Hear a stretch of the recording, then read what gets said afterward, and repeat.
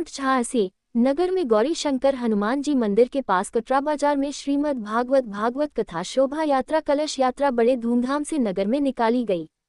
श्रीमद् भागवत कथा के परीक्षित एवं गौरीशंकर हनुमान जी मंदिर नगर के कटरा बाजार मंदिर पुजारी श्री हरगोविंद विरथरे ने अपने सिर पर श्रीमद् भागवत कथा विराजमान कर नगर में कलश यात्रा बड़े धूमधाम के साथ निकाली गई।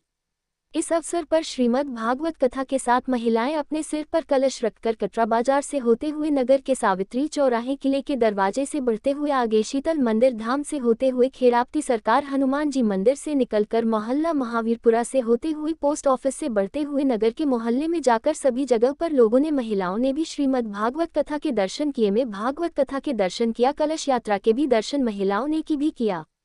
मंगल गीत गाती हुई श्रीमद् भागवत कथा में सम्मिलित महिलाएं एवं श्रीमद् भागवत कथा के कथावाचक पंडित श्री अशोक मिश्रा वृंदावन धाम भी इस कलश यात्रा में आगे चल रहे थे। इस मौके पर श्रीमद् भागवत कथा की कलश यात्रा में श्री लक्ष्मण सोनी मोट जिला झांसी, पंडित श्री अनूप अटशारिया विश्व हिंदू परिषद के मोट के नगर अध्यक्ष। श्रीमद् भागवत कथा का नगर में भ्रमण के बाद पुनः कलश यात्रा कथा स्थल पर स्थापित हुई। श्रीमद् भागवत कथा के पारिच्छता श्रीमती शीला बिरथरे श्री हरगोविंद बिरथरे है। अमृत में श्रीमद् भागवत कथा की कथा वाचक वृंदावन से आए पंडित श्री अशोक कुमार मिश्रा द्वारा अमृत में श्री भागवत कथा की कथा सुनने के लिए लोगों को आह्वान किया गया है कि अमृतमयी कथा का समय पर आकर रसपान करें, अपने जीवन को धन्य बनाएं। श्रीमद् भागवत कथा अमृतमयी कथा का रसपान वृंदावन से आए कथावाचक श्री अशोक मिश्रा द्वारा 5 सितंबर से 11 सितंबर तक श्रीमद् भागवत कथा का रसपान कराएंगे।